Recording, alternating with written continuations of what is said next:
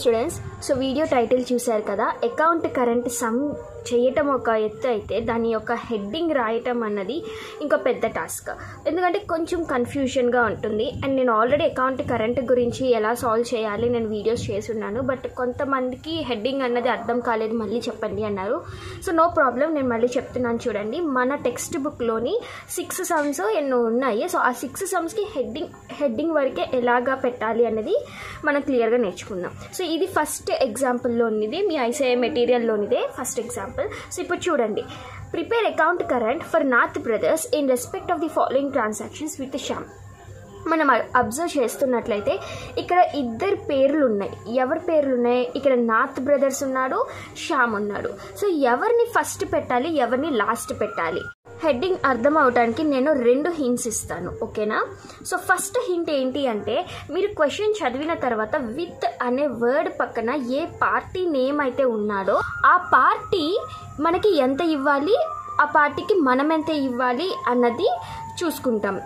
చూడండి, account current అనేది మనం అసలు ఎందుకు ప్రిపేర్ చేస్తాం? ఒకళ్ళ దగ్గర నుండి మనం ఎంత డ్యూ ఉన్నాం, వాళ్ళు మనకెంత డ్యూ ఉన్నారు, ఇది తెలుసుకోవటానికే కదా అకౌంట్ కరెంట్ అనేది ప్రిపేర్ చేసేది. సో ఇక్కడ నేను ఇస్తున్న హింట్ ఏంటి అంటే, విత్ అనే వర్డ్ పక్కన ఏ పార్టీ నేమ్ అయితే ఉందో, ఇక్కడ ఏ పార్టీ నేమ్ ఉంది? శ్యామ్ ఉంది. ఇప్పుడు ఈ శ్యామ్ మనకెంత ఇవ్వాలి, శ్యామ్కి మనం ఎంత ఇవ్వాలి అన్నది తెలుసుకోవడానికి అకౌంట్ కరెంట్ని ప్రిపేర్ చేయబోతున్నాం. సో 2 హింట్లో ఒక హింట్ ఇచ్చా. సో ఇప్పుడు హెడ్డింగ్ ఎలా పెట్టాలో చూడండి. శ్యామ్ అంట అకౌంట్ కరెంట్లో ఇన్వాల్వ్ అయి ఉన్నాడు కాబట్టి శ్యామ్ ఇన్వాల్వ్డ్. సో ఇన్వాల్వ్డ్ అంటే in, Shyam in account current with north brothers. ఓకేనా? నాకు తెలిసినంత వరకు మీరు ఎక్కడ కన్ఫ్యూజ్ అయి ఉంటారు అంటే, విత్ పక్కన ఏ పార్టీ అయితే ఇన్వాల్వ్ అయి ఉంటాడో ఆ పార్టీ మనకెంత ఇవ్వాలి, పార్టీ మనం ఎంత తీసుకోవాలి, ఇది చూసుకోండి. సో కాబట్టి శ్యామ్ అకౌంట్ కరెంట్లో ఇన్వాల్వ్ అయి ఉంటాడని నేను చెప్తే మీరు నాకు తెలిసి ఇది చూసి ఉంటాడు. ఓకే, సో మేబీ నేను కన్ఫ్యూజ్ చేశానేమో, ఐఎమ్ సారీ. సో ఇప్పుడు నేర్చుకోండి. ఇప్పుడు మీకు క్లియర్గా అర్థమయ్యిందా? ఇక్కడ క్వశ్చన్ను చూసుకోండి. విత్ అన్న పక్కన ఏ పార్టీ అయితే ఉన్నాడో ఆ పార్టీ అకౌంట్ కరెంట్లో ఇన్వాల్వ్ అవుతాడు కాబట్టి Shyam in account current with north brothers. ఇప్పుడు మీకు అర్థమైంది కదా. అయితే ప్రతి క్వశ్చన్లో విత్ అనే వర్డ్ యూజ్ చేయకపోవచ్చు, ఇంకొక విధంగా కూడా అడగచ్చు. మరి అప్పుడు ఎలాగా హెడ్డింగ్ రాస్తారు అన్నది ఇప్పుడు ఇంకొక హింట్ ద్వారా చేసుకుందాం. సో ఇప్పుడు ఇంకొక సెకండ్ టైప్ ఆఫ్ క్వశ్చన్స్ ఎలా అడుగుతారనంటే, account current to be rendered by mister X to mister Y. So ఇక్కడ మనం చూసుకుంటే విత్ అనే వర్డ్ ఎక్కడ మనకి యూజ్ అవ్వాల. సో మనం ఫాలో అయిన ఫస్ట్ హింట్ ఉంది చూసారా, అది ఇక్కడ వర్కౌట్ అవుతుంది. మరి ఇక్కడ ఎలాగ హెడ్డింగ్స్ రాయాలి ఇప్పుడు చూడండి. ఫస్ట్ క్వశ్చన్లో ఏం అడిగారు? అకౌంట్ కరెంట్ అంట ఎవరు ఇవ్వాలంట? By mister X. ఎవరు ఇవ్వాలి? మిస్టర్ ఎక్స్ ఇవ్వాలి. ఎవరికి ఇవ్వాలి? To whom? Mister Y. అంటే ఇప్పుడు మనకి అకౌంట్ కరెంట్లో ఎవరు ఇన్వాల్వ్ అవుతున్నారు అని అంటే చెప్పాలి. ఎవరు? Mister Y. ఎలాగ మిస్టర్ వై ఇన్వాల్వ్ అయ్యాడు? మిస్టర్ ఎక్స్ అకౌంట్ కరెంట్ని ప్రిపేర్ చేసి వైకి ఇవ్వాలి. ఓకేనా?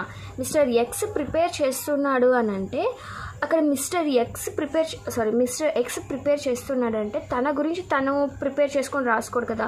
డెఫినెట్లీ వైని ఇన్వాల్వ్ చేసుకొని అకౌంట్ కరెంట్ని ప్రిపేర్ చేసి ఆ అకౌంట్ కరెంట్ని వైకి పంపిస్తాడు. సో బేసిక్గా చూసుకుంటే మిస్టర్ ఎక్స్ అనే అతను వైకి సెండ్ చేయాలి. సో ఇప్పుడు మనకి హెడ్డింగ్ ఎలా వస్తుంది? Mister Y in account current with mister X. Okay, ఇప్పుడు ఇంకొక ఎగ్జాంపుల్ చూడండి. అకౌంట్ కరెంట్ అన్నది ఎలాగ హెడ్డింగ్ రాస్తారు అంటే, అకౌంట్ కరెంట్ ఎవరికి పంపిస్తున్నారంట? A to be. అంటే ఏ బీకి పంపిస్తున్నాడు కాబట్టి బి ఇన్ అకౌంట్ కరెంట్, అంతే కదా. ఏ పంపిస్తున్నాడు అంటే బీని ఇన్వాల్వ్ చేసుకొని పంపిస్తాడు. So be in account current. Okay, so ఇలాంటి చిన్న చిన్న షార్ట్ కట్స్ అన్నీ మీకు ఈజీగా గుర్తుండటానికే కానీ వేరే విధంగా ఏం కాదు. సో ఇప్పుడు చూడండి, బి ఇన్ అకౌంట్ కరెంట్